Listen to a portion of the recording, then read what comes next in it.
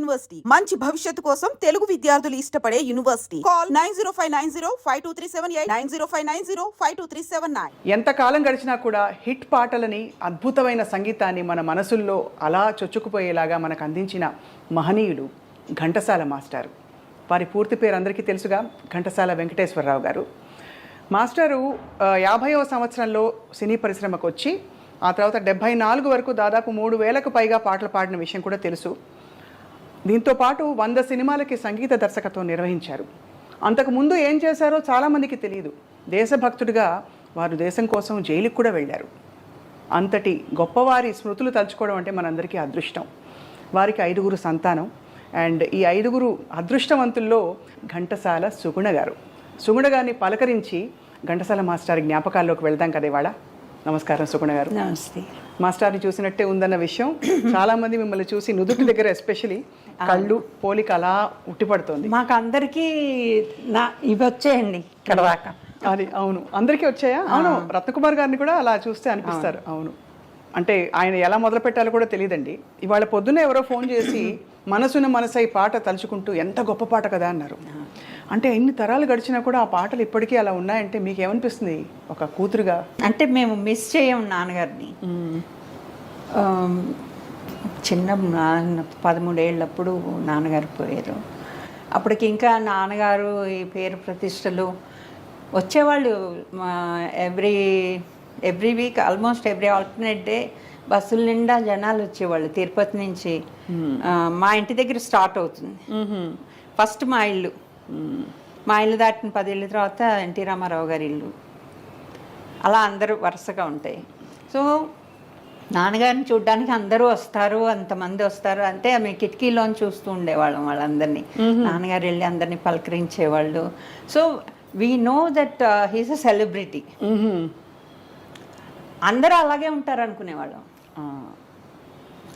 అంటే మామూలుగా ఉద్యోగాలు చేసుకునే వాళ్ళు అవన్నీ అవగాహన లేదు అప్పుడు. అందరూ ఇలాగే ఉంటారేమో అనుకునేవాళ్ళు. ఎందుకంటే స్కూల్లో కూడా మాకు ఇప్పుడు కొలీగ్స్ అందరు కలిసి ఒకే స్కూల్లో ఎలా చేర్పిస్తారు పిల్లల్ని, అలాగో వీళ్ళు మాట్లాడుకుని మమ్మల్ని అందరినీ ఒక స్కూల్కే పంపించేవాళ్ళు. ముక్కమ్మల గారి పిల్లలు, పద్మనాభం గారి పిల్లలు, నాగభూషణం గారి పిల్లలు, ఇట్లాగా. సో స్కూల్లో కూడా అందరూ వాళ్ళే ఉండేవాళ్ళు. అలాగా గడిచింది అంత. సో సెలబ్రిటీ అని తెలుసు. బట్ పెళ్ళయి నేను అప్పుడే ఫస్ట్ టైం ఇల్లు వదిలి బయటికి రావడం, హైదరాబాద్ వచ్చాను. అందరూ అప్పుడు నాకు ఇంకా ఆయన గొప్పతనం ఇంకా తెలిసిన జనాల్లోకి వచ్చాక. అప్పటిదాకా పంజరంలోనే ఉన్నాను. కాబట్టి బయట అంత గొప్ప సెలబ్రిటీ అని మీకు తెలిసి, అంటే ఆయన వైభవం ఏంటో తెలిసిందా మీకు? ఆయన చూసారా? ఆయన ఎంత టీవీగా ఎంత డిమాండ్ ఉండేది వారి పాటకని చూసారు? అంతా చూశాను. తర్వాత మనకి నాన్నగారు రిహార్సల్స్ అన్నీ ఇంట్లోనే జరిగేవి. నాన్నగారు రిహార్సల్స్ కోసం అని చెప్పేసి ఫస్ట్ వాళ్ళు ఇల్లు కొన్నప్పుడు, అమ్మ వాళ్ళు ఇల్లు కొన్నప్పుడు చూడ్డానికి వెళ్ళినప్పుడు ఎవరో ఒక బ్రిటిష్ అతని దగ్గర కొన్నారట ఇల్లు. ఫస్ట్ హాల్ చూశారు. నాకు రిహార్సల్స్కి ఇది బాగుంటుంది ఇల్లు కొందాం అని చెప్పారట అమ్మతోటి. సో రిహార్సల్స్ అన్నీ ఇంట్లోనే జరిగేవి. రైటర్స్ వచ్చేవాళ్ళు, కవులు, సుశీల గారు, లీల గారు, జానకి గారు, ఎల్లారీశ్వరి గారు, వీళ్ళందరూ ఇంటికి వచ్చేవాళ్ళు. ఒక పాట ఉందంటే రికార్డింగ్ కనీసం 2 రిహార్సల్స్ అయ్యేవి ఇంట్లో. అంత క్వాలిటీ ఉందంటే అదే కారణం. Practice makes a man perfect కదా. ఆ రోజుల్లో అంతా సింగిల్ టేక్ లో అందరూ కలిసి పాడేవారు కదా అప్పుడు. అంటే ఇప్పుడు ఉన్నట్టు ట్రాక్ సిస్టమ్స్ ఫుల్ ఆర్కెస్ట్రా తోటి అయ్యేది రిహార్సల్స్. సో మాకు ముందరే ఆ పాటలన్నీ నోటుకు వచ్చేసేవి. మీకే విని వచ్చేసేవి. మీ 5గురు అందరూ పాడేవారమ్మా? మేము యాక్చువల్లీ పెద్దన్నయ్య మ్యూజిక్లోనే విద్వాన్ చేశాడు. చిన్నన్నయ్య మీకు తెలుసు కదా రత్నకుమార్, తను వయలిన్ నేర్చుకున్నాడు. పెద్దన్నయ్య చాలా బాగా పాడతాడు, చిన్నన్నయ్య కూడా బాగా పాడతాడు. మా అక్కకేమో వీణ నేర్పించారు. నాకేమో సితార్ నేర్చుకోవాలని ఉండేది. నాకు సితార్ కావాలి. నాకు సెప్టిక్ టాన్సిల్స్ ఉండేవమ్మా. సో ఎవ్రీ మంత్ ఆల్మోస్ట్ జ్వరం వచ్చేసి ఇలా. సో మా నాన్నగారు దీనికి పాడటం ఒకరు కష్టం, వద్దనుకున్నారు. ఓకే. ఇన్స్ట్రుమెంట్ నేర్పిద్దాం అని అంటే నాకు సితార్ కావాలని. అప్పుడు ఎవరో కేల్కర్ గారు అని ఒక ఆయన ఉన్నారు, ఆయన చాలా బాగా మంచి గురువు, ఆయన దగ్గర చేర్పిస్తాను అన్నారు. నెలలు గడిచిపోతున్నాయి. ఆయన తర్వాత ఆయన ఎక్కడ టౌన్ అని ఒక ఏరియా ఉంటుంది మెడ్రాస్లో, అక్కడ ఉంటారని తెలిసింది. తర్వాత నాన్నగారు ఎంక్వైరీ చేశారు, ఆయనకు సుస్థిగా ఉందని తెలిసింది. అప్పుడు ఏం చెప్పారంటే, అప్పటిదాకా నువ్వు వీణ నేర్చుకో అక్కతో పాటు, తర్వాత నీకు సితార్ నేర్పిస్తాను అన్నారు. అప్పుడు సంగీతరావు గారే మా గురువుగారు, ఆయన దగ్గరే నేర్చుకున్నాను. ఆయన దగ్గర నేను, మా అక్క, వాళ్ళ పిల్లలు, మేమందరం కలిసి ఒకే ఇంట్లో ఉండేవాళ్ళం కదా. సో ఆయనే మా గురువు గారు, ఆయన దగ్గర నేర్చుకున్నాను. మా చెల్లెలకి గాత్రం, తను చాలా బాగుంటుంది దాన్ని వాయిస్, గాత్రం. అంటే శాస్త్రీయ సంగీతం పాడేవారా ఎక్కువ, లేక డివోషనల్ సినిమా పాటలు అన్నీ అలవాటు చేసుకుని? కర్ణాటక మ్యూజికే. కానీ మా గురువుగారు ఏం చేసేవాళ్ళు, సంగీతరావు గారు మాకు వీణ మీద శ్రీరాముని చరితమును ఇవన్నీ కూడా క్లాస్ అయిపోయాక, అంటే క్లాసు బేసిక్గా కావాలి కదా, అది నేర్పిస్తూ అదంతా అయిపోయాక ఈ పాటలు వాయించి చెప్పేవాళ్ళు అనమాట. ఇలా వాయించండి అంటే నొటేషన్ చెప్తూ ఉంటే మేము వాయించేవాళ్ళం. నేను వాళ్ళ అమ్మాయి బాల, సుమబాల, మా ఇద్దరికి గ్రూప్ అనమాట. మేమిద్దరం మా 2 వీణలు పెట్టుకుని మేము వాయించేవాళ్ళం. అలాగే నాన్నగారి పాటలు, ఎందుకంటే నాన్నగారి పాటలన్నిటికీ ఆయనే నొటేషన్ రాసేవాళ్ళు. అవును, అది అంటే వినికిడి మీద తెలుసు మాకు. నేను వారికి బంధువు అవ్వడం నా అదృష్టం. సంగీతరావు గారి ప్రయాణం కొన్ని విషయాలు తెలుసు. అలాగే కాబట్టి మాకు ఆయన నేర్పిస్తూ ఉండేవాళ్ళు నాన్నగారి పాటలు. కనుపాప కరువైన కన్నులెందుకు, అది వాయించేవాళ్ళు. అది అలా నేర్చుకుని గమకాలతో పాటు వీణ మీద బాగా వాయించవచ్చు కదా. అవునవును, చిన్న చిన్న జిలుగులు బాగా పలుకుతాయి. చాలా బాగుంది. ఎప్పుడు మీరు ప్రొఫెషనల్గా సంగీతం మీరు ఎవరు అంటే అంత సీరియస్గా ఇందులోకి వెళ్ళాలి అనుకోలేదా, లేక అది జరగలేదంటారా? నాన్నగారికి యాక్చువల్గా ఏంటంటే ఆడపిల్లలు పెళ్లి చేసుకుని వాళ్ళు సెటిల్ అవ్వాలి, అసలు స్టేజ్ మీదకి వద్దనేవాళ్ళు. అవునా? ఒకసారి సత్యం గారింటి నుంచి, అంటే వాళ్ళు వెంపటి సత్యం గారు కూచిపూడి, అవునుగా, వాళ్ళు కూడా మా ఇంటికి దగ్గరే.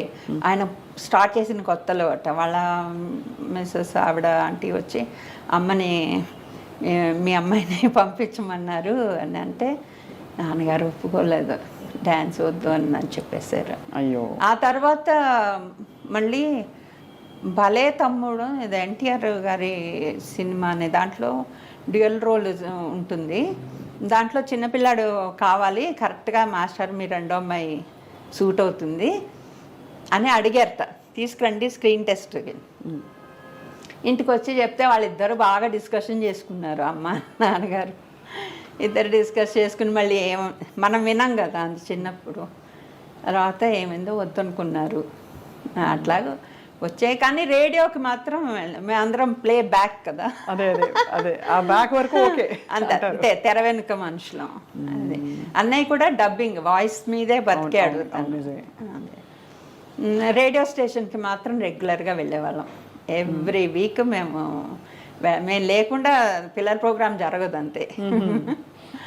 రేడియో తాతయ్య ఆయన చాలా అంటే చాలా మా అందరూ అక్కడి నుంచి వచ్చిన వాళ్ళే. మెడ్రాస్ ఆల్ ఇండియా రేడియో అంటే ఒక చాలా పేరున్న రేడియో స్టేషన్. సండే పొద్దున్నే వెళ్ళిపోయేవాళ్ళం, కారు కోసం వెయిట్ చేయడం ఏం లేవు, అంతే మొత్తం గ్యాంగ్ అందరం వెళ్ళిపోయేవాళ్ళం. చాలా బాగుండేది. అమ్మగారు ఏమనేవారమ్మా ఆ రోజుల్లో, అంటే ఇంతటి ఒక లెజెండ్కి భార్య అవ్వడం, అలాగే ఒక పరిశ్రమ ఇలా చూడడం అనేది ఇంటి పట్టున ఉన్నా కూడా కొద్ది గొప్ప హంగులు అవన్నీ చూసుంటారు కదా, ఏమనేవారు అమ్మగారు? సెలబ్రిటీ స్టేటస్ అంతా చూసారు ఆవిడ. కానీ ఇంట్లో మాత్రం అమ్మాయి ఇన్ఛార్జ్ కదా ఇంటికి. అవును, ఎక్కువగా బయటికి వెళ్ళే వాళ్ళు కాదు. ప్రీవ్యూస్ వేస్తే మాత్రం ఫ్యామిలీ అంతా వెళ్ళేవాళ్ళం. అసలు సినిమాకి టికెట్ కొనుక్కుని వెళ్తారని కూడా అప్పుడు తెలీదు. అంటే మీకు అన్ని ఫ్రీయా మీకు లేదు అసలు? ప్రివ్యూస్ నాన్నగారు అన్నిట్లో పాడేవాళ్ళు, అందులో వేసిన వాళ్ళందరికీ ప్రివ్యూ వేస్తారు. అందులోనూ రామారావు గారి ఫ్యామిలీ పెద్దది, మా ఇంట్లోనే మేము 5గురం. కొంచెం కష్టం అని వాళ్ళు ఏం చేసేవాళ్ళు అంటే వాళ్ళ ఫ్యామిలీకి మా ఫ్యామిలీకి సెపరేట్గా షో వేసేవాళ్ళు. మేమందరం వెళ్ళి చూసేవాళ్ళం అన్నమాట. బాగుండేది. మాస్టర్కి ఎవరు చాలా దగ్గర మిత్రులు పరిశ్రమలో? దగ్గర మిత్రులు అంటే అందరితోనూ చాలా ఫ్రెండ్లీగానే ఉండేవాళ్ళు. రెగ్యులర్గా మా ఇంటికి వచ్చేది పామర్తి మాయ అంటాం. అందరినీ మాయ, సత్యం బాబాయ్, నేను మాధవపెద్ది సత్యం గారిని సత్యం బాబాయ్ అని అంటే చుట్టాలనుకునే వాళ్ళం మేము. అంటే అలా వరుసలు కలిపి పిలవడంతో అలా అనిపించింది. వాళ్ళు కూడా ఏమే అమ్మాయి అంటూ అమ్మ దగ్గరకు వచ్చి మాట్లాడుతూ ఉంటే అదే అనుకుంటాం కదా. కొంచెం పెద్ద అయ్యాక కానీ వాళ్ళు వీఆర్ ఆల్ ఫ్రెండ్స్ అని తెలియదు నాకు. మాలతి చందూరు, ఆవిడ మాలత్తయ్య అని పిలిచేవాళ్ళం. మాలత్తయ్య వాళ్ళ ఇంటికి ఎవ్రీ సండే వెళ్ళేవాళ్ళం. వాళ్ళ బీచ్ దగ్గర వాళ్ళ ఇల్లు. సో వాళ్ళ ఇంటికి వెళ్ళేవాళ్ళం. బీచ్కి వెళ్ళడం అన్నది మమ్మల్ని బీచ్లో దింపేసి వాళ్ళేమో మాలతి చంద్రు గారి ఇంటికి వెళ్ళి ఉండేవాళ్ళు కబుర్లు చెప్పుకుంటూ. మా చంద్రు గారు, అమ్మ, నాన్నగారు, వీళ్ళు. శారద గారిని మాలతి చంద్రు గారి సిస్టర్, ఒక ఆవిడ ఎల్డర్ సిస్టర్. మేమంతా ఆడుకుని ఆ తర్వాత డ్రైవర్ మమ్మల్ని వాళ్ళ ఇంటి నిండా చేసాక అంతా పడిపోయేది. అట్లాగా గడిచేది. తర్వాత భానుమతి గారితో కూడా క్లోజ్. భానుమతి గారికి మా అమ్మగారు చాలా ఫ్రెండ్షిప్. వాళ్ళ ఇంట్లో ఆవిడ మా ఇంటికి వస్తూ ఉండేవాళ్ళు. వాళ్ళ ఇంట్లో ఆవిడ ఎక్కువ పూజలు పునస్కారాలు ఎక్కువ చేసేది. సో అన్నిటికీ వెళ్ళేవాళ్ళం. బొమ్మల కొలువు అంటే భానుమతి గారింట్లో చూసి తీరాల్సిందే అనమాట. అంత అందంగా పెట్టేవారు, చాలా బాగా పెట్టేవాళ్ళు. అది మొత్తం ఒక హాల్లో సగం పెట్టి, అంటే వాళ్ళ దగ్గర టెక్నీషియన్స్ కూడా ఉంటారు కదా. సో వాళ్ళతోటి రోడ్లు, లైటింగ్, పల్లెటూరు, అది ఎల్ఐసి బిల్డింగ్ మెడ్రాస్లో, అది అన్ని రెప్లికాస్ ఉండేవి. చాలా బాగా చేసేవాళ్ళు ఆవిడ. సంగీతం నేర్చుకుంటున్నప్పుడు ఇంత లెజెండ్ ఇంట్లో ఉన్నప్పుడు సహజంగానే మనం ఒకసారి నాన్నగారికి వాయించి వినిపిద్దాం, ఆయన మెప్పు పొందుదాం, లేదు ఒకసారి పాట పాడి వినిపిద్దామని మీ అక్క చెల్లెళ్ళు, అన్నదమ్ములందరికీ ఉంటుంది. అలా ఎప్పుడు అనిపించలేదండి. అదేంటో తెలియదు, నాన్నగారు వింటూనే ఉండేవాళ్ళు. ఏమన్నా బాగుంది, అద్భుతంగా అని ఇప్పుడు శంకర శాస్త్రి గారి ఇంట్లో మనం ఊహించుకుంటాం కదా, అలా ఉండేదా వాతావరణం? లేదు, చాలా అలాగే ఉండేది. మాయ, విశ్వమాయ కొంచెం కొంచెం అవన్నీ టచ్ చేసాడు. అవునా? అయితే పొద్దున్నే నిద్ర లేవగానే మేము 8 గంటల 8:30కి అలా తయారయ్యే వాళ్ళం స్కూల్కి. సో 7 నుంచి అబౌట్ 8:15, 8:30 దాకా మ్యూజిక్తో దద్దరెళ్ళిపోయేది ఇల్లు. వెనకాతల అవుట్ హౌస్లో ఉండేవాళ్ళు సంగీతరావు గారు. పొద్దున్నే లేచి వెళ్ళిపోయేవాళ్ళం. వెళ్ళిపోయి అక్కడ వీణ వాయిస్తూ వాళ్ళ అమ్మాయి పద్మ పాట. అవును. తర్వాత మేము వీణ, మా చెల్లెల పాట, వీటితో హోరెత్తిగా ఉండేది. చాలా బాగుండేది. మార్నింగ్ 8:30 వరకు మ్యూజిక్. ఆ తర్వాత సురేఖ ఉంది కదా, చిరంజీవి గారి వైఫ్, తను కూడా వచ్చేది వీణ నేర్చుకోవడానికి. ఓహో, వీణ నేర్చుకున్నారా? వచ్చింది తను కూడా వచ్చింది. అక్క వచ్చింది. శోభనాయుడు గారు మా ఎదురుకుండా ఉండేవాళ్ళు. ఎదురుకుండా ఇంట్లో ఆవిడ అప్పుడు డ్యాన్స్ నేర్చుకుంటూ ఉండేవాళ్ళు. అలాగా వచ్చి ఆ ఇల్లు చాలా గొప్ప ఇల్లు. ఇప్పుడు ఆ ఇంట్లో ఎవరైనా ఉంటున్నారా? లేదండి, అది తీసేశారు. అది అబౌట్ 95, 96లో అది మొత్తం కమర్షియల్ అయిపోయింది ఏరియా. ఓహో. అసలు చుట్టుపక్కలంతా కమర్షియల్ అయిపోయింది. ఉండడానికి కష్టమైంది. ఇలాగే అక్కడ ఉండలేకపోయారు అనమాట.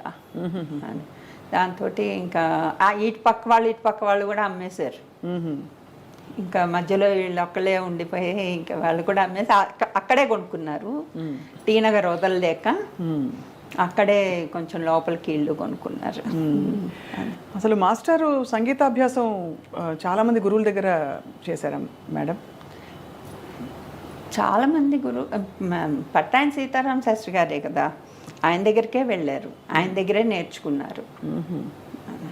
అక్కడి నుంచి వచ్చి సాధన అక్కడ అంటే ఎందుకంటే సుశీలమ్మ ఒక మాట మొన్న ఇటీవల ఇంటర్వ్యూలోనే అన్నారు, ఆ, ఘంటసాల మాస్టారి గొంతు లడ్డూలాగా అంత గంభీరంగా అసలు మధురంగా రౌండ్ వాయిస్, చాలా ఆ వాయిస్ కల్చర్ ఎలా అలవర్చుకున్నారని. ఎందుకంటే ఆ తర్వాత అలాంటి గొంతులు రాలేదు మనకు, అన్ని మాడ్యులేషన్ ఒకలాగా ఎక్స్ప్రెషన్స్ ఇచ్చే గొంతులు వచ్చాయి కానీ అంతటి బరువైన ఆ భావం భావం పలికించే గొంతులు. అది గాడ్స్ గిఫ్ట్ అంతే, వన్ అండ్ ఓన్లీ. అవును. ఇంకా మనం ప్రయత్నం కూడా చేయకూడదు.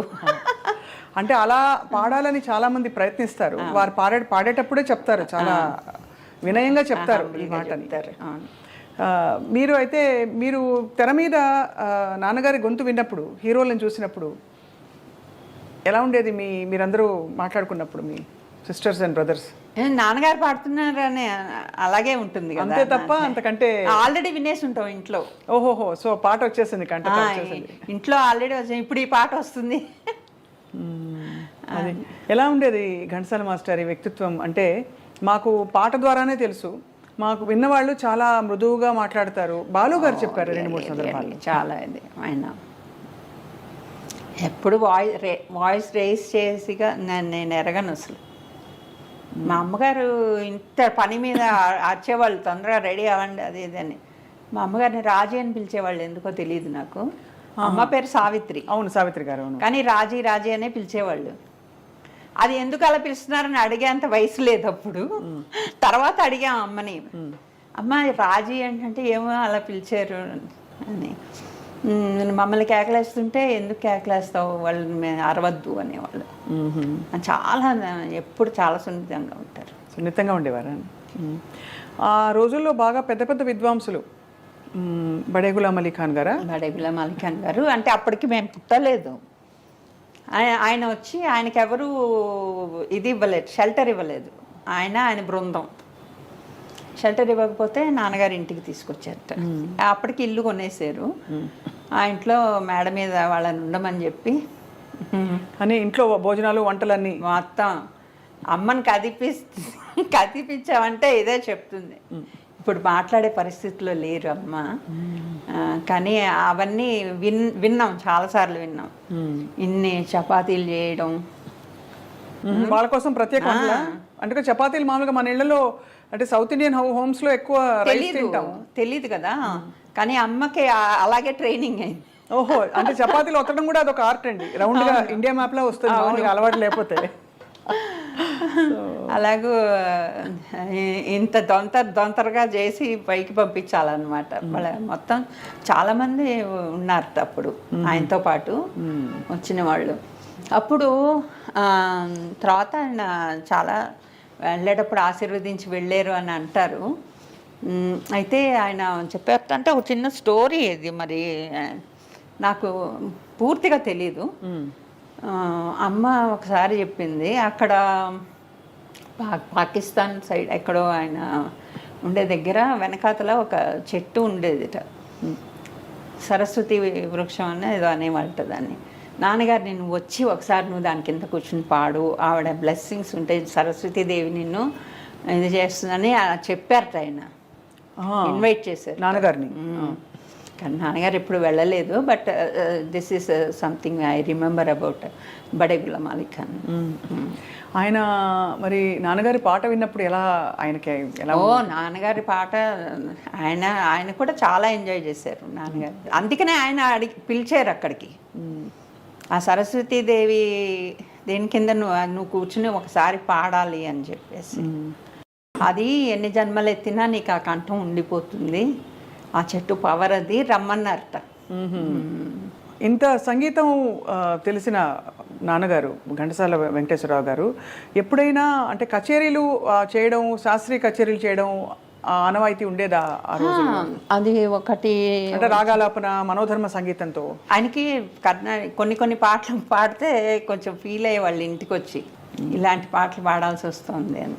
ఓహో, అంటే కొంచెం మాస్ పాటలా, సాహిత్యాలు అవి. కానీ అన్నిటికీ అంత జస్టిస్ చేయడం అది తర్వాత. కానీ ఏంటంటే కర్ణాటక ప్రాక్టీస్ చేస్తే గొంతు బేస్ వచ్చేస్తుంది. లీల గారికి చెప్పేవాళ్ళు, నేనే విన్నాను చాలాసార్లు. కర్ణాటక కచేరీలు చేసేవాళ్ళు ఆవిడ, నువ్వు చెయ్యొద్దు బేస్ ఎక్కువైపోతుంది, లలిత సంగీతానికి పనికిరాదు, సినిమా మ్యూజిక్కి పనికిరాదు, నువ్వు ఎక్కువగా కర్ణాటక ప్రాక్టీస్ చేయకు అని చెప్పడం నేను విన్నాను. కానీ ఆవిడ ఎక్కువగా కర్ణాటక కచేరీలు చేసేవాళ్ళు. మా అన్నయ్య కూడా వెళ్ళేవాడు ఆవిడతో పాటు. ఎవరి కాంబినేషన్లో ఘంటసాల గారి పాట మీకు అంటే ఆయన తనయ్యగా ఒక సంగీతం తెలిసిన వారిగా బెస్ట్ అనిపించేది? ఎందుకంటే హేమీలందరూ అందరితో పాడారు. అంటే అప్పట్లో వాళ్ళు హేమీలు అప్పుడప్పుడే అవుతున్నారు, కానీ ఇప్పుడు మాకు చూసే వాళ్ళందరికీ అందరు లెజెండ్స్ కదా అనిపిస్తుంది. కాబట్టి సుశీల గారు ఘంటసాల గారు అంటే కాంబినేషన్ చాలా స్వీట్ వాయిస్ ఆవిడ. అబ్బో, అసలు ఆ మాధుర్యం ఇంకా రాదు. అమోఘం. మీరు అన్నమాట వాస్తవం. కానీ గొప్ప విశేషం, కానీ ఎల్లారేశ్వర్ గారితో పాడిన పాటలు వింటే అసలు ఎంత డల్గా ఉండేవాళ్ళు కూడా హుషారెత్తిపోతారు. ఏ పాట, ఒక పాట ఉదాహరణ ఇస్తారా? ఆకులు పొక్కలు ఇవ్వద్దు, నా నోరు ఎర్రంగ చెయ్యొద్దు, ఆశలు నాలో రేపొద్దు, నా వయసుకు అల్లరి నేర్పొద్దు. అందరి వయసుకి అల్లరే నేర్పించేసేవాళ్ళు. అది రిహార్సల్స్ ఇంట్లో జరిగింది. మధ్య మధ్యలో ఆవిడ లోపలికి వచ్చి వదినా మా అమ్మని వదినా నాకు వేడి నీళ్ళే కావాలని, వాళ్ళు వేడి నీళ్ళు కావాలి అని. కానీ మేము అందరం ఇంట్లో ఉండేవాళ్ళం. ఆవిడ రిహార్సల్స్ అంటే చాలా హుషారుగా ఉండేదన్నమాట. Janaki garu, she's a family friend. Janaki గారును వాళ్ళ హస్బెండ్ రాము అని ఉండేవాళ్ళు. వాళ్ళిద్దరూ అన్ని రికార్డింగ్లు అన్నీ పూర్తి అయిపోయాక ఆవిడవి, అంటే నాన్నగారు పోయాక వచ్చి అమ్మ దగ్గర ఎంత రాత్రి అయినా సరే వచ్చి అమ్మ దగ్గర ఒక గంట సేపు స్పెండ్ చేసి వెళ్ళేవాళ్ళు. ఓహో, అంత ఆత్మీయత ఉండేది. అవును.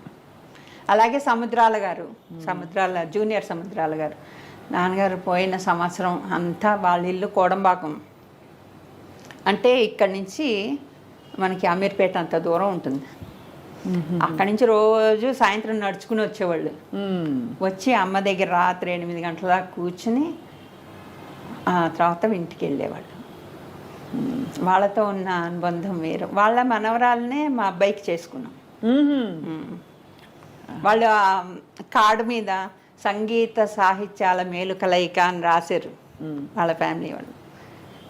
చూద్దాం, వస్తారేమో ఫ్యూచర్లో. వాళ్ళిద్దరిలో ఎవరు వచ్చినా మనకి సంతోషమే. అవును, అంతే కదా. ఈ అద్భుతమైన ప్రయాణం జరుగుతున్న టైంలో మీరు విని అబ్బా అని చాలా చాలా అసలు అద్భుతంగా ఉంది ఈ పాటని నేర్చుకోవాలని అలా ఉన్న పాటలు చాలా ఉండుంటాయి కదా. నేర్చుకోవాలని అంటే అట్లీస్ట్ వెనుకడి మీద చాలా బాగా ఇంపాక్ట్ ఇచ్చిన ఒక పాట ఉందండి. దానివల్ల అంటే ఆ పాట వల్ల నా అలవాటుని మార్చుకున్న ఒక పాట ఏంటంటే ప్రైవేట్ రికార్డు, జంజాల పాప శాస్త్రి గారి పుష్ప విలాపం. పువ్వులు పెట్టుకోను నేను, పెళ్ళిలో కూడా పెట్టుకోలేదు. మా వాళ్ళు వచ్చేసి ఇదేంటిది పెళ్లి కూతురికి పూలు జడేయకుండా అని ఓ కట్టేసేసి వేస్తారు. నేను మనసులో సారీ అని చెప్పుకుంటున్నా వాటికి. అదే నిజంగా ఆ పాట ఏంటంటే పూలు దారాలతో గొంతు కురి బిగించి, అంటే అయ్యో బాబోయ్ చంపేస్తున్నాం వాటిని. గుండెలో నుండి సూదులు గుచ్చి కూర్చి ఇంత చెయ్యాలా మనం, వాటిని అందమును హత్య చేసేది హంతకుండా అని రాశారు ఆయన. అందుకే ఆయనకి ఆ బిరుదు సార్థకమైంది, కరుణశ్రీ. అవును, అంత కరుణలో ఒలికించారు ఆ కవిత్వంలో. కుంతి కుమారి కుంతి విలాపం. దాంతో ఎక్కడైనా ఎవరైనా పేరెంటాలకి వాటికి వెళ్తే పూలు ఇస్తారు కదా, తీసుకొచ్చి తులసి మొక్కలు పెడతా. పూజలకి పువ్వులు పెట్టాలి దేవుడికి అంటారు. మనసులో చాలా బాధగా ఉంటుంది. ఆ టైంకి అలా పెట్టేసి సరే దేవుడి దగ్గరికే చేరుస్తున్నాం కదా అని మళ్ళీ మర్నాడు పొద్దున్నే తీసి అవన్నీ మొక్కలో పెడతాను. అంటే తల్లి ఒడిలో. ఇలాంటి పాటలు లలిత సంగీతంలో చాలా, అంటే ప్రైవేట్ ఆల్బమ్స్లో చాలా ఎక్కువ వచ్చేవి ఒక టైంలో. అవును. సో ఆ తర్వాత రాజేశ్వరరావు గారి పాటలు అయ్యో అసలు చెప్పక్కర్లేదు. వీళ్ళందరూ ఏంటంటే అది స్వర్ణయుగం. అది మనకి ఒక అదృష్టం, మన ఆంధ్రాకి ఒక అదృష్టం అనమాట. ఏంటంటే అందరిది చూడండి, అందరిది ఇప్పుడే సెంటినరీస్ అయ్యాయి. అవును, వరస పెట్టి రాజేశ్వరరావు గారిది, రామారావు గారిది, నాగేశ్వరరావు గారిది, నాన్నగారిది. వీళ్ళందరూ ఏంటంటే వీళ్ళందరినీ ఒక గ్రూప్గా దేవుడు పంపించాడు. అవునండి. అసలు మహానుభావులు లెజెండ్సే. ఇప్పుడు అటువంటి పోకళ్ళు అంత పట్టున్న టాలెంట్ ఉందా అంటే చెప్పడం కష్టం. ఎందుకంటే మాస్టర్ తర్వాత కోర్స్ బాలు గారు చాలా వరకు బాలు గారితో బాలు గారు నాకు యంగ్ బాలసుబ్రహ్మణ్యం నాకు చాలా గుర్తు. మా ఇంటికి వచ్చేవాళ్ళు రోజు. He was very young. మేము ఇంకా చిన్నపిల్లలం అనుకో, రోజు వచ్చేవాళ్ళు మా ఇంటికి. అప్పుడెప్పుడే బడ్డింగ్ ఆర్టిస్ట్. రోజు వచ్చేవాళ్ళు. ఆయన చంద్రమోహన్ గారు కూడా వచ్చేవాళ్ళు. మేము ఆడుకుంటుంటే మాతో పాటుగా కలిసి ఆడుకునేవాళ్ళు. ఆయన కూడా బాలసుబ్రహ్మణ్యంతో వచ్చి మరి అక్కడ కూర్చుని మాట్లాడి, హీ మస్ట్ బి 20s ఉండేవాళ్ళు అనుకుంటా. ఆ పాట పాడారు కదా మర్యాద రామన్లో. ఏది? బాలుగారి ఫస్ట్ పాట. ఆ తర్వాత ప్రతి రాత్రి వసంత రాత్రి తర్వాత కదా మా మాస్టర్ ఏకవీరలో. ఇద్దరు యూనిక్ గా ఉంది. అందులో కాంపిటీషన్ అంటే భానుమతి గారితోనే చెప్పుకోవాలి. అవునా? వాళ్ళిద్దరు పోటీ పడి పాడటమే. నాన్నగారితోటేమో అలా పోటీగా ఉండేవాళ్ళు, అమ్మతోటి విడదీరేని స్నేహం ఆవిడకి. భానుమతి గారిది ఏడతానున్నాడు బావా. అసలు ఏం పాట! ఇద్దరు గగన సీమలలోన అనంగానే అసలు ఎక్కడ లేని ఒక పొంగుకొచ్చేస్తుంది. ఈవిడ కూడా జిలుగులు మేడం అమ్మ భానుమతమ్మ గారు. మమతలెరిగిన మేఘమాల బుజ్జివన్నీ. ఆవిడ అసలు యునిక్. అలాంటి వాళ్ళు ఎవరు ఇంక మళ్ళీ రారు. అవును. వాళ్ళ ఇంటికి ఎప్పుడూ వెళ్ళేవాళ్ళం. బాగుండేది. కానీ మీరు నాటకాలకి, రేడియో నాటకాలకి పరిమితం అవ్వడం మాత్రమే కొంచెం అప్పుడప్పుడు అయ్యో అనిపిస్తుంది. మంచి పాట, సంగీతం మీరు వీణ అంత నేర్చుకున్నారు. నేర్చుకున్నాను. ఇంకా అక్కడతో అయింది. కానీ నాకేంటో నిజంగా అంటే డ్రామాలు కూడా ఈజీగా ఉండేది. అంటే ఒక్కొక్కటి బాగా వస్తూ మళ్ళీ మళ్ళీ పిలుస్తుంటే న్యాచురల్లీ ఇంట్రెస్ట్. ఇప్పుడు వేస్తున్నారా? కంటిన్యూ చేస్తున్నారా ఏమన్నా? లేదండి, ఇప్పుడేం చేయట్లేదు. ఇప్పుడే వీణ ఆ మధ్య కీబోర్డ్ నేర్చుకుందామని ఇక్కడ క్లాసెస్కి వెళ్ళాను. అంటే కోవిడ్ ముందర. అది అనుకుంటే ఆ మాస్టర్ ఏం చెప్పేవాడంటే నొటేషన్స్ చూసి వాయించాలి. బుక్ వాయిస్తుంటే అది కష్టంగా ఉండేదన్నమాట. వాళ్ళ లండన్ స్కూల్ కదా అది. అయితే ఆయన ఏం చేసేవాళ్ళు, ఆయన వాయించి చూపించారు. ఇప్పుడు మీరు వాయించండి అంటే, మీరు ఇంకొకసారి వాయించండి అంటే, అమ్మో నేను వాయించండి, నా ఇది చూసి మీరు వాయించేస్తారు, నొటేషన్ చూసి మీరు వాయించాలని.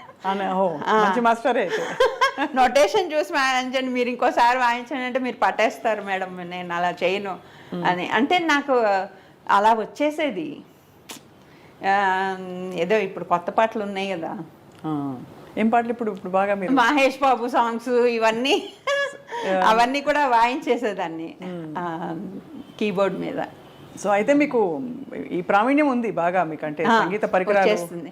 ఆయన ట్రైనింగ్ కదా సంగీతరావు గారు. ఇంత మాధుర్యం నింపుకున్న ఘంటసాల గారు ఏమి ఇష్టపడి తినేవారు భోజనం? ఆయనకి ఫేవరెట్ వంకాయ కూర. వంకాయ వంటి ఏమిటది కూర? ఇంకా శంకరుడు వంటి దేవుడు, పంకజము వంటి భార్యయు ఏదో నాన్నగారికి వంకాయ కూర, పచ్చి పులుసు అవి ఇష్టం. కింద కూర్చొని తినేవాళ్ళు. ఒకసారి అంటే అమ్మ వచ్చి చాలా స్తోత్రీయ కుటుంబం నుంచి వచ్చింది. అంటే మడి ఆచారం. మా తాతయ్య గారు అంత ఇదిగా ఉండేవాళ్ళు. పెద్ద పులివర అనే గ్రామం. నాన్నగారిదంతా ఆదర్శ స్వభావాలు. ఒకసారి నాకు మనిషి ఎవరు అని నాకు తెలియదు, కానీ ఎవరో తీసుకొస్తే వాళ్ళు వీళ్ళు కాదని, అది ఏం చేయాలో తెలియక అమ్మకి లోపల తీసుకొచ్చి భోజనం పెడితే ఏమన్నా పాపాలు వస్తాయేమో అలాంటి ఒక కుటుంబం నుంచి వచ్చింది కదా. ఆయనకి బయట వేసిందట కానీ మిస్త్రి. నాన్నగారు చూసి లోపలికి వచ్చి, అక్కడ ఎందుకు వేసావు అంటే, మన వాళ్ళు అంటే నాది కూడా అక్కడే వేయి, లేదా ఆయనది లోపలే అబ్బా. అని చెప్పారట. అంటే ఒకటే ఆయనకు తెలిసిన ఒకటే గాయకులం అంతే. అంతే. మీరు అన్నారు కదా గులాం అలీ ఖాన్ గారు కూడా అవును. ఆహార వ్యవహారాలైనా చాలా భిన్నంగా ఉంటాయి కదా. అవును. అంటే అంతటి ఆదరణ, అంత ప్రేమ, అభిమానం ఉంటేనే కదా వాళ్ళ మీద. సో కళాకారులు అంటే అంత గొప్ప గౌరవం కదా. బాగా పాడేవాళ్ళని చూసి ఏమనేవారు మాస్టారు? ఎంత బాగా పాడుతున్నారు, అద్భుతంగా పాడాడు. అందరినీ మెచ్చుకునేవాళ్ళు, అందరినీ మెచ్చుకునేవాళ్ళు. కొంతమంది ఫ్యాన్స్ ఇంటికి వచ్చి పాటలు పాడుతూ ఉండేవాళ్ళు. పాడుతుంటే ఒకవేళ వాళ్ళు సరిగ్గా అందరికీ అంత సాధన చేసి అది రాదు కదా, బాగా పాడేవనైనా ఇంకొంచెం ప్రాక్టీస్ చేస్తే బాగుంటుంది అలా చెప్పేసి అలా చెప్పి పంపించేవారు. మా ఘంటసాల గారు తెరపై కనిపించిన శేషశైలావాస శ్రీ వెంకటేశ ఆ పాట అప్పటికి మీరు చాలా చిన్నవారా, పుట్టారా మీరు? గుర్తులేదు కానీ తిరుపతికి మాత్రం టైం ఉంది, లీజర్ దొరకంగానే తిరుపతి వెళ్దాం అనేవాళ్ళు. ఆస్థాన విద్వాన్గా ఉన్నారు. అవును. యాక్చువల్గా అది పూర్వజన్మలో నేను కూడా ఏదో పుణ్యం చేసుకున్నాను వల్లే అక్కడ పుట్టాను నేను. నాన్నగారు ఉన్నట్టుండి ఇప్పుడేం పని లేదు, రేపు తిరుపతి వెళ్ళిపోదాం అనేవాడు. వెంటనే కారు వేసుకుని మెడ్రాస్ నుంచి తిరుపతి 3.5 hours ఉంది. అంతే కదా. వెళ్ళగానే అదృష్టం ఏంటంటే ఇలా క్యూలు, స్పెషల్ దర్శనాలు ఇదేం కాదు, మెయిన్ వాకిల్ దగ్గర కారు ఆగేది, వాళ్ళు గొలుసులు తీసేవాళ్ళు. లోపలికి వెళ్ళిపోయాము స్ట్రెయిట్ ఆ వెంకటేశ్వర స్వామి ఎదురుకుండా కూర్చుని పాడేవారా? ఏం పాటలు? అన్ని పాటలు, నా వెంకటేశ్వర స్వామి పాటలు అన్నీ 1 గంట సేపు పాడేవాళ్ళు. క్యూ ఇట్లా వెళ్తుంది, మేము మధ్యలో మా ఫ్యామిలీ కూర్చుని ఎదురుకుండా. అది అదృష్టం కదా. అసలు నాన్నగారికి చాలా ఇష్టం వెంకటేశ్వర స్వామి, అన్నిటికీ వెంకటేశ్వర స్వామిని అనేవాళ్ళు. ఒకసారి నాన్నగారు పోయాక ఈయనే రామానుజం గారు సముద్రాల ఎవరో నాడి చదువుతారని చెప్పేసి తీసుకొచ్చారు. నాడి జ్యోతిష్యం మాకు తెలీదు, అమ్మతో చెప్పి తీసుకొస్తా చదివిస్తా అని చెప్పేసి అంటే తీసుకొచ్చి ముందు రూమ్లో తలుపు వేసేసుకున్నారు. వాళ్ళు ఏదో గట్టిగా ఏదో పాడుతూ చెప్తున్నారు. ఈయన తెలుగులో రాశారు రామానుజం గారు. ఆ తర్వాత చెప్పింది ఏంటంటే, అంటే నాడి నమ్మాలో లేదో తెలియదు కానీ ఈ స్టోరీ మాత్రం చాలా బాగుంది. నాన్నగారు పూర్వజన్మలో ఒక మూగవారు ఒక గుడిలో శివుడికి బిందెలతో నీళ్లు తెచ్చి అభిషేకం చేస్తూ అని అరుస్తూ ఉంటే అందరు తిట్టేవాళ్ళట. ఏమిటా గొంతేసుకుని అలా అరుస్తున్నావు అని తిడుతూ ఉండేవాళ్ళట. ఈయనకేమో పాడాలని అలా ఉండేది. అమ్మ ఏమో ఆయనకి ఈ జన్మలో లాగానే మేనత్త కూతురు అలా ఏదో ఉంది.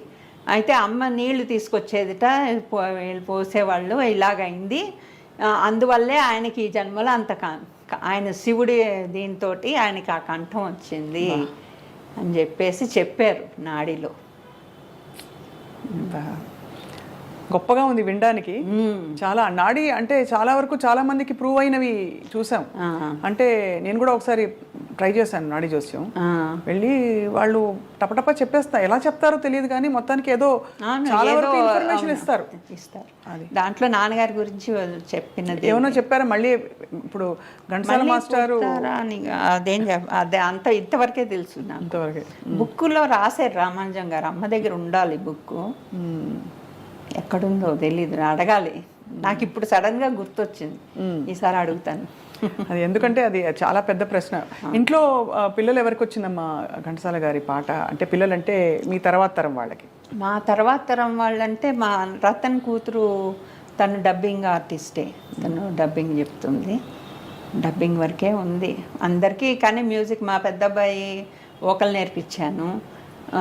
తర్వాత కొన్ని రోజులు అయ్యాక వాయిస్ మారుతుంది కదా మగ పిల్లలకి, అప్పుడు నా గొంతు మారిపోతుంది, నేను పాడను అని, నేను వైలన్ నేర్చుకుంటాను అన్నాడు. సరే అని వైలన్ నేర్పించాను. ఆ తర్వాత ఇంకా ఇంటర్మీడియట్ అవన్నీ వచ్చేసరికి చదువుల్లో పడిపోయాడు. అలా మ్యూజిక్ మా చిన్నవాడు కూడా పాడతాడు, కరోకే సిస్టమ్ తీసుకుని ఇంకా పాడుతూ ఉంటాడు. ఉంది ఫ్యామిలీలో, జీన్స్లో. మా చెల్లెలు కూతురు తను డ్యాన్స్ చేస్తుంది, కూచిపూడి నేర్చుకుంది. ఆస్ట్రేలియాలో ఉంటుంది డాక్టర్. తను డ్యాన్స్ అక్కడ స్టేట్ ప్రోగ్రామ్స్ కూడా ఇచ్చింది. అట్లా ఆర్ట్ నడుస్తోంది జీన్స్లో. అవును, ఎక్కడ పోతుంది అంటే అంత సంగీతం ఉన్న కుటుంబం, అసలు పొద్దున్న లేవడమే ప్రాక్టీసులతో నిద్రలేచిన కుటుంబము. కానీ అనిపిస్తుంది, ఇది బాలుగారు కూడా 2-3 సందర్భాల్లో అన్నారు, ఇంకా మాస్టర్ ఉండి పాడవలసింది చాలా పాటలని. సో ఆయన ఎక్కడ తేడా వచ్చిందమ్మా ఆరోగ్యం మేడం? ఆరోగ్యం ఫస్ట్ నుంచి కూడా నాన్నగారికి, నాకు తెలిసినప్పటి నుంచి, నాకు ఊహ తెలిసినప్పటి నుంచి నాన్నగారికి ఎర్లీగానే షుగర్ సెట్ ఇన్ అయింది, డయాబెటిక్, తర్వాత బీపీ, తర్వాత కొలెస్ట్రాల్ ఇంకా సంబంధించిన. తర్వాత ఇక్కడికి వచ్చినప్పుడు 70లోనో ఎప్పుడో ఇక్కడ రవీంద్ర భారతిలో ప్రోగ్రామ్ ఇస్తున్నప్పుడు హార్ట్ అటాక్ వచ్చిందని చెప్పారు. అప్పుడు ఉస్మానియాలో జాయిన్ చేశారు. వెంటనే జాయిన్ చేస్తే కొంచెం జాగ్రత్తగా మాకు చెప్పాల, అమ్మకి అలా చెప్పకుండా పిల్లల్ని ఇక్కడ హాస్పిటల్లో కొంచెం బాగాలేదు, నువ్వు పిల్లలకి సెలవులు ఇచ్చాక తీసుకునిరా అన్నాను. అప్పుడు మేము ఇక్కడికి వచ్చాక అందరం కలిసి వెళ్ళిపోయాం. అప్పుడే ఒక అటాక్ వచ్చింది. ఆ తర్వాత జాగ్రత్తగా ఉండమన్నారు డాక్టర్స్ అని, ఏదో విల్లు అవి రాస్తుంటే ఎందుకండి అని అమ్మ అడిగితే, కాదు డాక్టర్స్ చెప్పారు జాగ్రత్తగా ఉండాలని, అందుకని అని చెప్పారు. అమ్మకి ఎంత కష్టం అండి ఆ టైంలో. తర్వాత అంతే 74లోనే కదా సెకండ్ అటాక్. యాక్చువల్లీ గొంతుకి ఎవరో వచ్చి ఏదో మంది ఇచ్చారండి, అంటే ఇది వేసుకుంటే మీకు అన్నీ తగ్గిపోతాయి అది ఇది అని. ఎవరు చిత్తూరు సైడ్ నుంచో ఎవరో తెలియదు, పసర వైద్యం లాంటిదా, ఏవో పౌడర్స్. మా బాబాయ్ గారు ఉండేవాళ్ళు, ఆయన మెడ్రాస్లోనే ఉండేవాళ్ళు, మా నాన్నగారు తమ్ముడు సదాశివుడు అని చెప్పేసి. ఆయన కూడా ఆయన జాబ్ చేసేవాళ్ళు గిండి దగ్గర. అయితే నాన్నగారికి ఉండేవన్నీ ఆయనకు కూడా ఉన్నాయి. షుగరు బీపీ కంట్రోల్ ఉండవు అనమాట. అయితే నాన్నగారు ఏం చేశారంటే అతను ఇచ్చి వెళ్ళాడు, పొద్దునే వచ్చి అప్పుడే ఒక డోస్ వేసేసుకున్నాడు. అమ్మ వద్దని చెప్తూనే ఉంది, అప్పుడు ఒక డోస్ వేసుకున్నారు ఫస్ట్ది. అప్పుడు బాగానే ఉన్నారు. సెకండ్ డోస్ మళ్ళీ మధ్యాహ్నం వేసుకునేసరికి ఇక్కడ నుంచి అండి గొంతు తెరవలేకుండా అయిపోయింది, పొక్కిపోయింది ఒక్కసారి. అయితే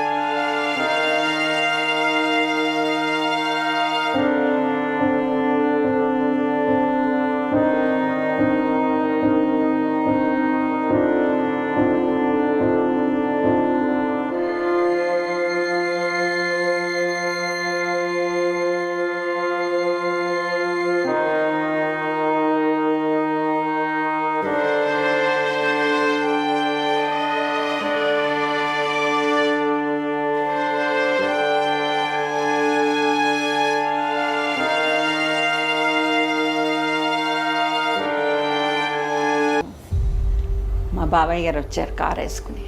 అప్పుడే మా లంచ్ టైం బయటకు వచ్చాం. వచ్చేసరికి కారు ఎక్కండి అంటే ఏదో అనుమానం అనిపించింది. ఏమీ ఉండవు ఈ దెబ్బలు వేరే. అప్పుడు ఒక ఫన్నీగా ఒక ఆయన పేరు ఏదో చెప్పారండి. ఆయన కూడా ఇలా జైలు శిక్ష అనిపించి ఇలా కొడుతుంటే ఇంకా దెబ్బ పడకుండానే పక్కకు దెబ్బ అయ్యా అని కుయ్యో అని అరిస్తే వాడు లెక్క రాసేసుకునేవాట, అలా తప్పించుకునేవాట ఆయన. ఆయన పేరు నాకు గుర్తులేదు, నాన్నగారు చెప్తాను అలా చేసేవాడు. ఇంత క్లిష్ట సమస్యల్లో కూడా చమత్కారం వెతుక్కుని చూశారు. వాళ్ళు అందులోనే ఉండాలి కదా, అక్కడ శిక్ష అనుభవించాలి. అలాగే తర్వాత నెహ్రూ గారు పోయినప్పుడు సాయంత్రం వేళ ఇప్పుడు ఫోన్ అది రేడియోలో అంతా చెప్పారు. చెప్పగానే అప్పుడు చాలా బాధపడ్డారు నాన్నగారు. బాధపడమే కాకుండా నాకు బాగా గుర్తు ఆ వెనకాతల బావి ఉండేది. నాన్నగారు తెలియగానే బయట ఎక్కడ ఉన్నారు వచ్చేసారు. వెనక బావి దగ్గరికి వెళ్ళి స్నానం చేసి లోపలికి వచ్చారు. ఆత్మీయులు పోతే చేస్తారు అట్లా. అంత దేశభక్తి. అంటే చాలా ఆత్మీయులు అనమాట. అయితే నెహ్రూ గారితో కలిసారా మహానుభావులందరినీ? ఈ మూమెంట్లో కలిసి ఉంటారు కదా, గాంధీ గారిని, నెహ్రూ గారిని అందరినీ. అసలు తర్వాత వచ్చేసారు. ఇంకా సినిమా నా అమ్మతో పెళ్ళయ్యాక సీనియర్ సముద్రాల గారు పులివరు అయింది. ఇలా రత్తయ్య, మా తాతగారి పేరు రత్తయ్య శాస్త్రి. అయితే వాళ్ళ అల్లుడు పాడతాట అంటే ఒకసారి పాడమని చెప్పేసి పిలిచారట. వెళ్ళి పాడితే నువ్వు ఇక్కడ కాదు, నువ్వు మెడ్రాస్ రా, నీకు అక్కడైతే సినిమాల్లో ఇది ఇస్తాను, నేను చూసుకుంటాను రమ్మంటే అప్పుడు ఆయన బయలుదేరి మెడ్రాస్ వెళ్ళారు. వెళ్ళి వాళ్ళ ఇంట్లోనే ఉన్నారు. ఆ తర్వాత కష్టాలు పడ్డారు. ఎవరికి కూడా కష్టపడకుండా ఒకేసారి పేరు రాదుగా. అవును. ఉండడానికి చోటు లేక అవన్నీ ఆ పానగల్ పార్క్లో పడుకుని, ఇక్కడ లేపితే ఆ బెంచ్ మీద పడుకుని, అక్కడ లేపితే ఇక్కడ పడుకుని అవన్నీ చూసారు. అయితే అంటే చూసి తర్వాత పెద్ద బ్రేక్ వచ్చింది. తర్వాత రూమ్ తీసుకున్నారు. షేరింగ్లో రూమ్ తీసుకుని అలా అలా అలా. కానీ అంత లెజెండరీ సింగర్గా ఆ టైంలో వెలిగిన టైంలో కుటుంబం కోసం బాగా సంపాదించగలిగారా? సంపాదించారండి. అందరూ ఒకటి చెప్తారు, అంటే అలా చెప్తేనే చూస్తారు అనుకోండి జనాలు కూడా. ఆయన సినిమాలు తీసి అన్నీ పోగొట్టుకున్నారు, మొత్తం అంతా పోయింది, అది ఇది అని చెప్తారు. కానీ అది ఎప్పుడో మాకు తెలియదు. మేము పుట్టాకైతే కాదు. అది పుట్టాక ఏమి సినిమాలు తీసి పోగొట్టుకోవడం లేదు. అప్పటికి చాలా పీక్లో ఉన్నారు. అవును, మేము పుట్టేసరికి. కాబట్టి మాకు ఆ ఎపిసోడ్ తెలియదు నాన్నగారి లైఫ్లో. డబ్బు లేకుండా కష్టపడడం అన్నది నాకు తెలీదు. పండక్కి కొత్త బట్టలు కొనడం, రొటీన్గా సెలబ్రేషన్స్ ఉండడం, ఊర్లోకి వెళ్ళడం అన్నీ చేసేవారు కాబట్టి మీకు తెలీదు. అంటే మేము ఆ ఇంట్లోనే పుట్టాం. నాన్నగారు చెప్పిన టీ నగర్ ఇంట్లో, ఆ ఇంట్లోనే పుట్టాం. ఇంట్లోనే డెలివరీస్ అన్ని. ఆ రోజుల్లో అంతేగా. అవును, డాక్టరే ఇంటికి వచ్చేదట ఒక ఆమె. అమ్మగారు నాన్నగారు కలిసి ఎలా ఉండేవారంటే వారు చాలా అన్యోన్యంగా ఉండేవాళ్ళండి. వాళ్ళు అన్నీ షేర్ చేసుకునేవాళ్ళు. నాన్నగారు ఏంటో డబ్బులు తీసుకురా అని బయటికి రాగానే నాకు డబ్బులు చూస్తే నాకు అసలు ఇదే నువ్వే చూసుకో అని చెప్పి నా అమ్మ దగ్గరికి ఇచ్చేసేవాళ్ళు. అమ్మ మేనేజ్మెంట్ ఇల్లు. అమ్మ దగ్గర నుంచే మాకు కూడా ఉన్నదాంతో తృప్తిగా బతకడం అలవాటైంది. అవును, అది స్త్రీ లక్షణం, అంటే మంచి గృహిణి లక్షణం అని చెప్తారు కదండి. అవన్నీ అమ్మ దగ్గర నుంచే వచ్చాయి. ఊరికినే ఇంత కావాలి అంత కావాలి. అమ్మ పాడేవారా కొంచెం అయినా? అమ్మట ఒక్కసారి అంటే ఏముంది, అమ్మకి పాటలు అవి కాదు కానీ